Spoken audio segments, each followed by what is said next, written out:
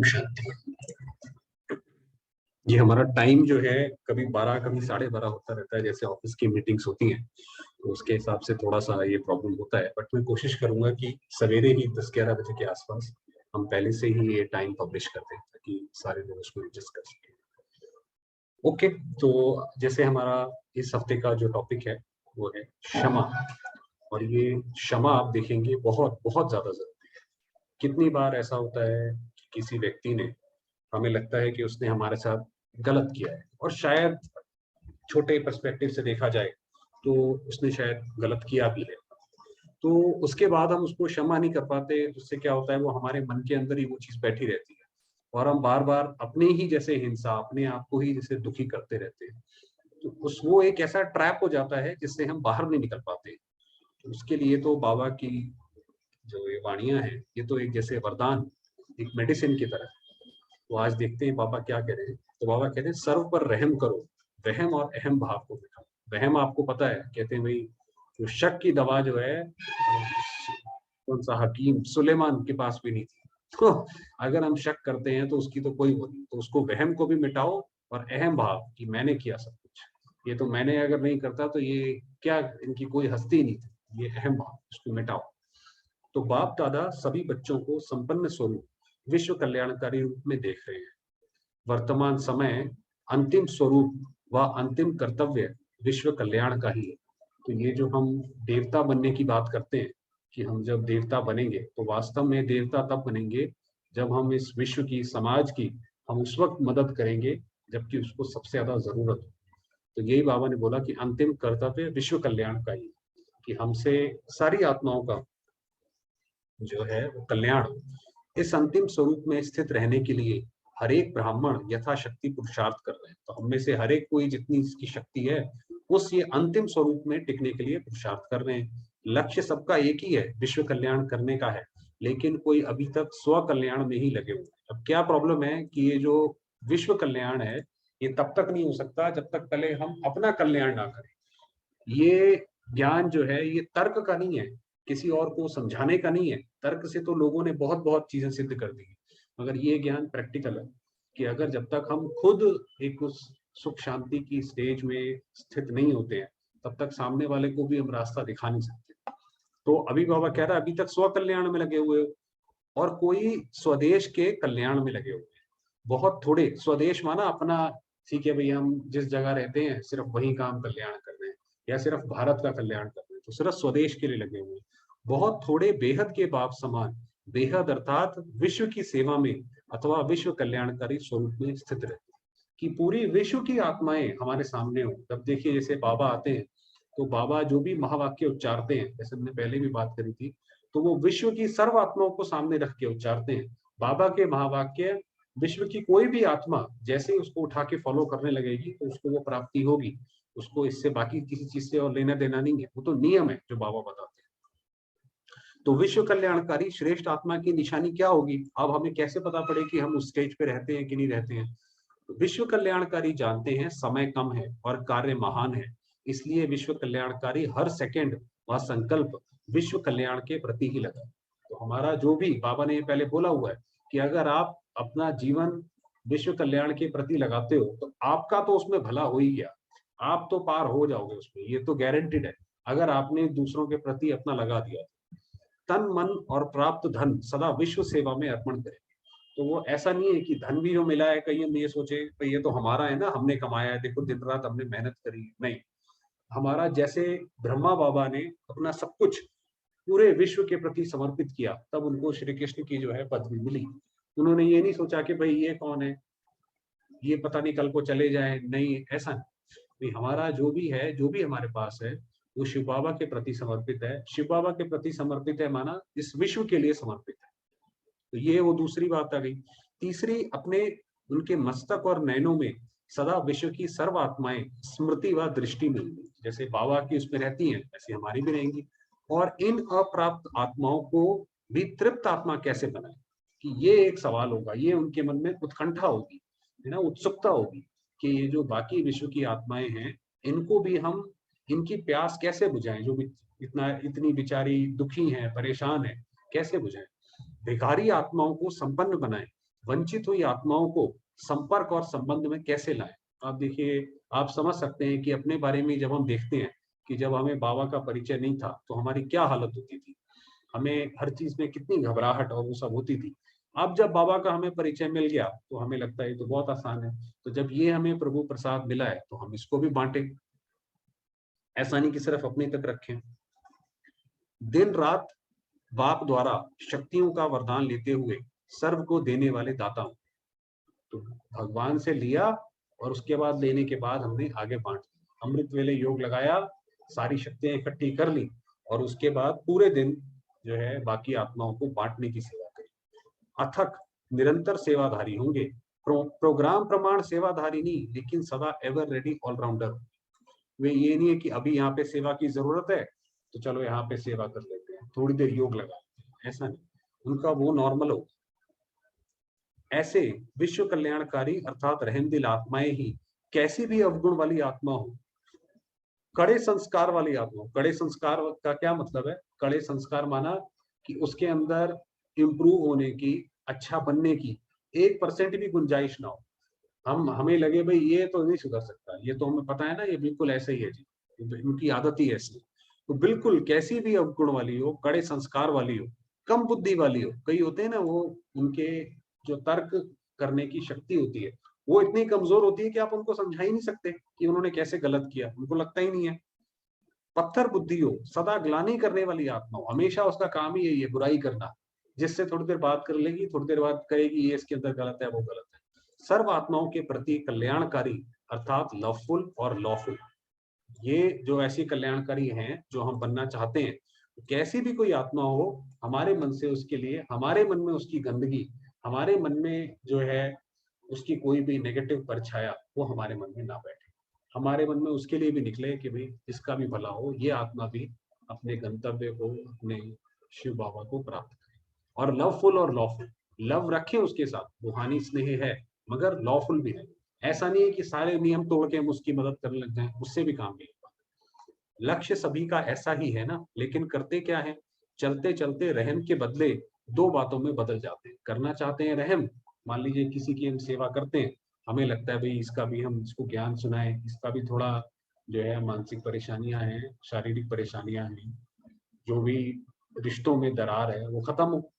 चाहते तो हम रहम है, कोई रहम करने के बदले आत्माओं में वहम भाव पैदा कर देते हैं। वहम भाव का मतलब होता है शक, अपने लिए ही उनको अपने लिए कर देते हैं। ये कभी बदल नहीं सकते, ये हैं ही ऐसे। मतलब गए थे सेवा करने और उनको ही बोल के आ गए कि भाई आप तो नहीं बदल सकते। हमें तो लगता है आप, आपके ऊपर जितनी मर्जी मेहनत कर लो नहीं बदलोगे आप। सब तो अब उसके अंदर फिर जस्टिफिकेशन देते हैं, सब तो राजा बनने वाले नहीं है। इस प्रकार के अनेक वहम भाव रहम को खत्म कर देते हैं। तो उसके अंदर भी अगर वो आत्मा चेंज भी होने वाली हो तो भी जो है उसके अंदर वहम भाव हम डाल देते हैं, उसको भी अपने ऊपर शक होने लगता है कि देखो ये कह रहे हैं तो सही कह रहे होंगे। दूसरी बात, रहम भाव के बदले अहम भाव, मैं ही सब कुछ हूँ, ये कुछ नहीं है। अरे ये क्या आत्मा है, इसको तो मुझे सिखाना पड़ेगा ना, सारा ज्ञान तो मुझे आता है। मैं देखो सवेरे उठ के योग भी लगाता हूँ, पवित्र भी हूँ, सब करता हूँ, इनको थोड़ी कुछ आता है, मेरे को सिखाना पड़ेगा। ये अहम भाव आ गया। ये कुछ नहीं कर सकते हैं, मैं सब कुछ कर सकता हूँ, मैं करके बताता हूँ कि ये काम कैसे होता है, आपसे थोड़ी होगा। ये बात गलत है। इस प्रकार के अहम भाव अर्थात मैंपन का अभिमान रहमदिल बनने नहीं देता। तो कैसे रहमदिल बनेंगे? अगर हमारे अंदर ये अहम भाव होगा या वहम भाव होगा तो बन ही नहीं सकते, रहम आएगा ही नहीं। कैसे आएगा? उसमें तो हमें अपना वो दिखाना है, तो रहम किस बात का? आप देखिए दुनिया में भी तो लोग ऐसे ही करते हैं ना। तो किसी को अगर देंगे 10 रुपए, 10 रुपए से आज के जमाने में क्या किसी का भला होने वाला है? 100 रुपए से भी क्या होगा? ज्यादा से ज्यादा एक बार का खाना खा लेगा। मगर उसकी फोटो खींच के फेसबुक पे भी डाल दिया, इंस्टा पे भी डाल दिया, हर जगह डाल दिया, ताकि लोगों को पता पड़े मैं कितना दानवीर हूँ। तो ये तो अपना अहम भाव, अपना पब्लिसिटी करने के लिए आपने उसको यूज करा, तो कोई ये पुण्य थोड़ी करा। ये दोनों बातें बेहद के विश्व कल्याणकारी बना नहीं सकती। तो वो कोई बेहद ऐसे नहीं बन सकते बेहद के विश्व कल्याणकारी, इसलिए स्व कल्याण व स्वदेश कल्याण तक रह जाती है। विश्व कल्याणकारी बनने का सहज साधन जानते भी हो लेकिन समय पर भूल जाते हो। कैसी भी अवगुणधारी आत्मा हो, कैसी भी पतित आत्मा व पुरुषार्थहीन आत्मा हो, दोनों में से कोई भी हो, माना बाबा कह रहा है पुरुषार्थ भी नहीं कर सकती, आप उसको सीख देते हो वो उस पर भी नहीं चल सकती, उसके अंदर इतनी भी शक्ति नहीं है, है ना। अज्ञानी पतित आत्मा हो, और ब्राह्मण परिवार की पुरुषार्थहीन आत्मा होगी, चाहे इस ब्राह्मण परिवार में हो, यहाँ पे भी तो सारे एक जैसे नहीं है ना, तो स्कूल है, स्कूल में नालायक से नालायक भी होते हैं, होशियार से होशियार भी होते हैं, तो यहाँ पे भी आपको कोई मान लीजिए मिल गया, या फिर बाहर कोई है बिल्कुल ही गए गुजरी है, तो दोनों आत्माओं के प्रति विश्व कल्याणकारी अर्थात बेहद की दाता आत्मा। भाई वो जैसे अंगुली माल के सामने वो कौन महात्मा बुद्ध से टकराया, तो महात्मा बुद्ध ने ये थोड़ी सोचा कि भाई ये अंगुली माल ये रोज सबकी उंगलियां काट काट के सबको मारता रहता है, ये किसका भला करेगा, नहीं इसका भी भला हो। तो उन्होंने उस जो एक अपना ऑरा ऐसा क्रिएट करा, अपनी भावना ऐसी रखी, तो उससे डरे भी नहीं, वरना डर जाते तो भी मार देता वो तो डरे भी नहीं और उसका भी भला किया, उसको भी उसके बंधनों से आजाद करा दिया।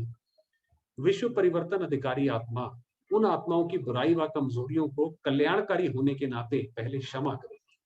आज हम ये प्रैक्टिस करें कि आज हमारे सामने कोई भी है, कैसा भी है, शायद आएगा भी कोई, क्योंकि हम ये मुरली पढ़ रहे हैं तो पेपर भी तो आएगा ना तो आज कोई आएगा जो आपके सामने जो है, जैसे बाबा ने बताया कि उसके अंदर हर तरीके की बुराई होगी, कमजोरी होगी, पहले उसको मन से क्षमा कर दे। चलो भाई आज के दिन हमने तुम्हें माफ कर दिया, जितना भी किसी को 100 खून भी किए वो भी माफ हो गया, आज के लिए माफ हो गया। जैसे बेहद का बाप बच्चों को क्षमा करते हैं, किस बात पर, भाई हम बाबा के बने, तो बाबा ने भी तो पहले क्षमा किया ना, आगे बाबा बताएंगे। बच्चों की बुराई व कमजोरियों को दिल में ना समाये क्षमा करते हैं। बाबा जब हम बाबा के बनते हैं तो हम भी तो बहुत विकारी थे, हमारे अंदर भी हर तरीके की कमी थी, हम भी जन्म जन्मांतर से पाप ही करते आ रहे थे, इसकी बुराई उसकी बुराई ऐसा वैसा। मगर बाबा के जब हम बने तो बाबा ने क्या करा, बाबा ने हमें पहले क्षमा कर दिया और फिर दिल से स्वीकार करा, तो हमारे अंदर भी चेंजेस आ गए। तो ऐसे ही दूसरे के साथ भी करें, भाई दिल में समाये क्षमा करते हैं। पूज्य देवता भक्तों पर क्षमा करते हैं। भाई भक्त जो जाते हैं वो तो कहते ही हैं कि भाई मैं तो मूर्ख खलकामी हूँ, प्रभु आप ही तरस करो, आप ही तरस करो, मेरी मैं तो हूँ ही ऐसा। तो फिर देवताओं का काम ही यही है। तो विश्व कल्याणकारी मास्टर रचता भी हैं, विश्व अधिकारी भी हैं, अर्थात छोटों के आगे बड़ा राजा के समान है, बाप के समान। तो जैसे बाबा ने कहा जैसे शिव बाबा हमारा बाप है, तो जैसे जो आत्माएं हम जिनके ऊपर भला करते हैं तो हम भी जैसे उनके बड़े हैं, पूज्य आत्मा है तो हम पूज्य आत्मा है। इन तीनों के संबंध के आधार से बुराई व कमजोरी दिल पर ना रख क्षमा करेंगे। तो बाबा ने कहा जैसे आप उनसे, आप पूर्वज हो उनके, देवता तो पूर्वज है ना इस सारे संसार के, उन्हीं से तो बाकी सब निकले हैं, इसीलिए पूर्वज की अपनी इसमें आकर क्षमा कर दो, कोई बात नहीं। ये किसी ने बहुत बुरा किया, हमारा मूड खराब कर दिया, सब कर दिया, कोई बात नहीं, आज के दिन माफ कर दिया, कल बात करेंगे, कल तक भूल जाएंगे। उसके बाद ऐसी आत्मा के कल्याण प्रति सदा हर आत्मा के वास्तविक स्वरूप और गुण को सामने रखते हुए महिमा करते हैं।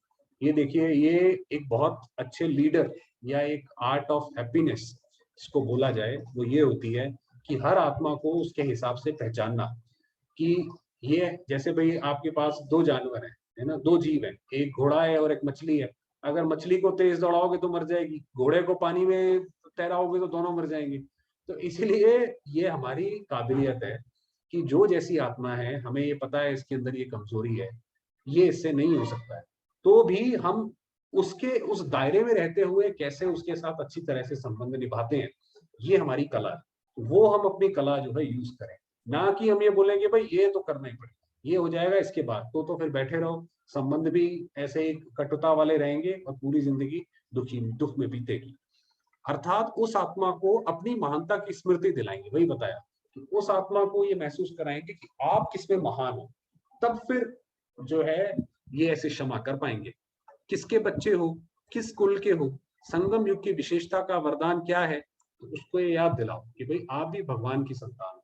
चलो किसी को ज्ञान सुना सकते हो, नहीं सुना सकते हो, कम से कम क्षमा तो कर सकते हैं ना, कम से कम उसकी चलो आधी एक जो तारीफ ही सही वही कर दो, उससे भी उसका मन हल्का होगा, धरनी जो है थोड़ी कच्ची होगी। बाप का कर्तव्य असंभव को भी संभव करने का है। तुम आत्मा आदिकाल की राजवंशी हो, अब ब्राह्मण वंशी हो, मास्टर सर्वशक्तिवान हो, इस प्रकार की महिमा करेंगे।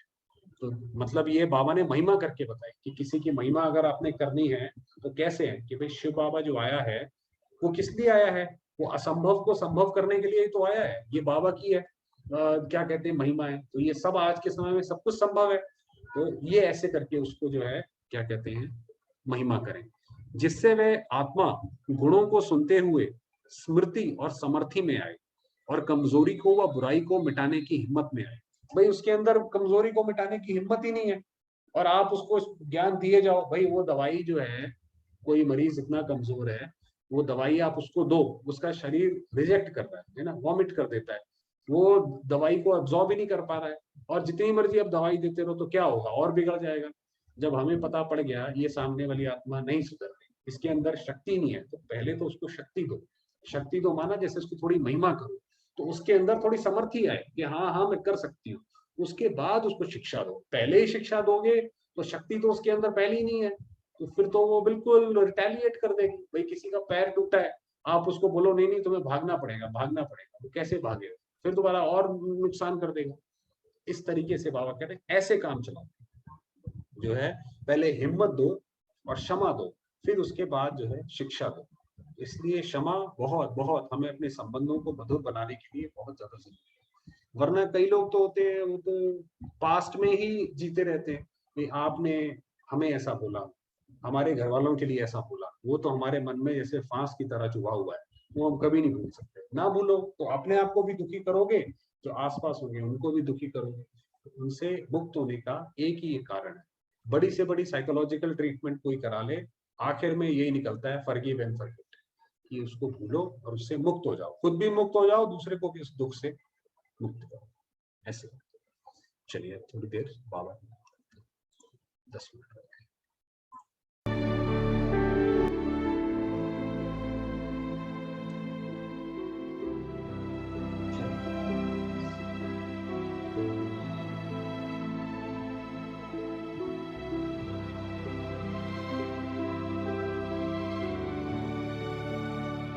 मैं जोड़ते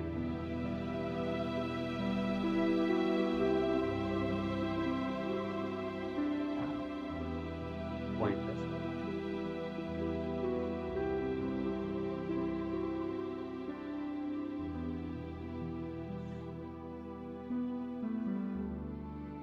शांति की किरणें चारों फैली।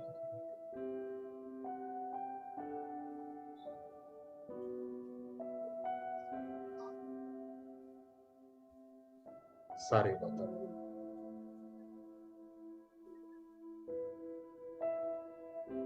इस शरीर शांत,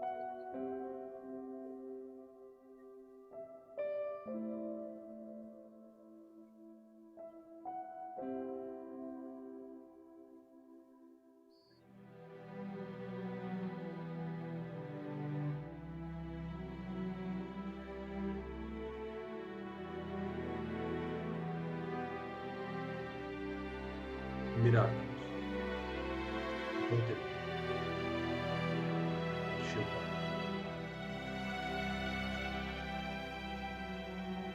मेरे पिता है।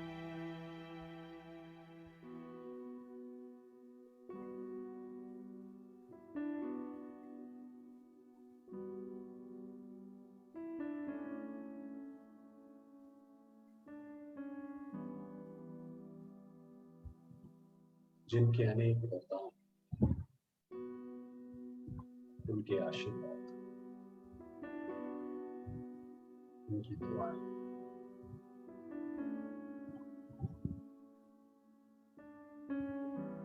मुझे आत्मा बरस।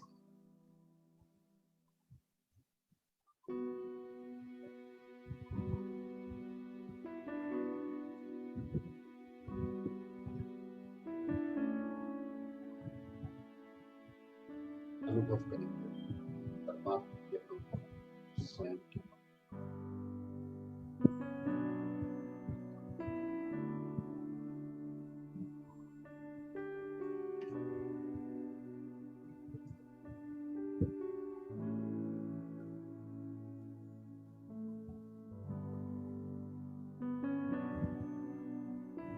मेरे चारों परमात्मा सुरक्षा कवच है।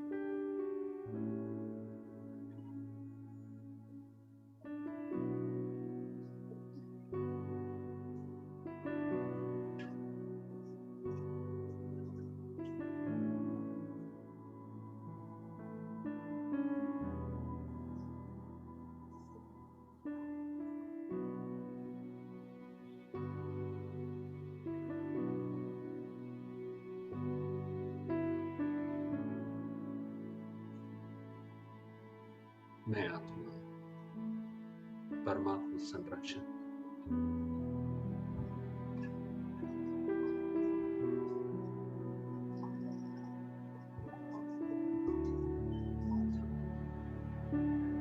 शिव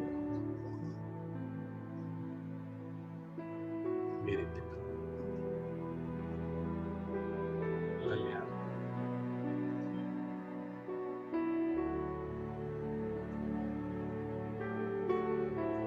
अति सुंदर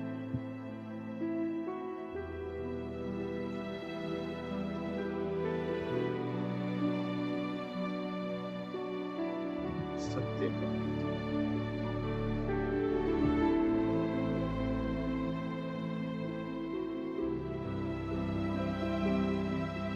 जिन्होंने मुझे दिल से स्वीकार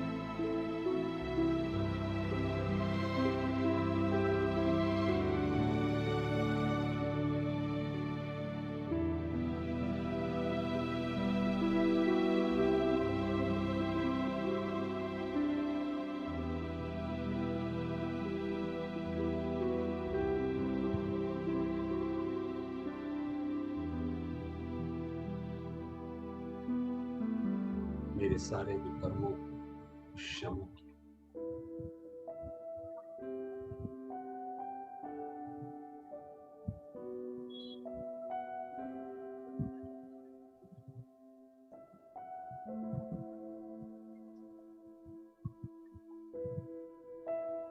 मैं आत्मा स्वयं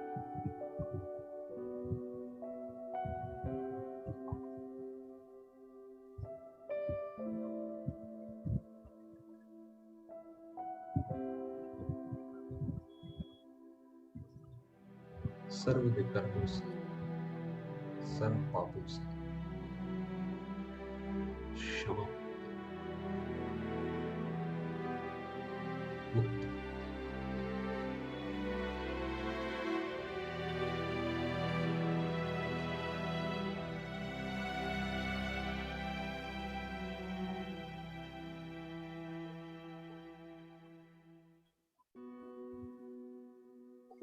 साथ साथ सर्वात्मा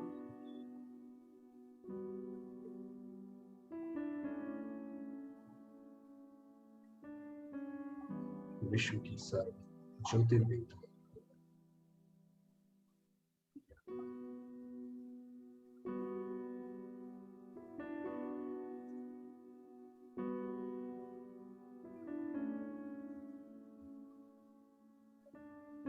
उनके कर्मों के लिए क्षमा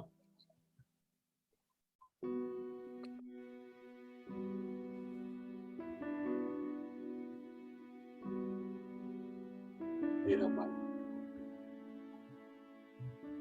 स्वच्छ शीतल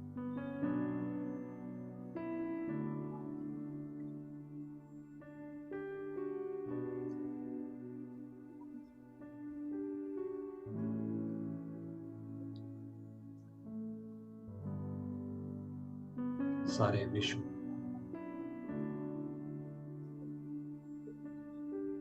शांति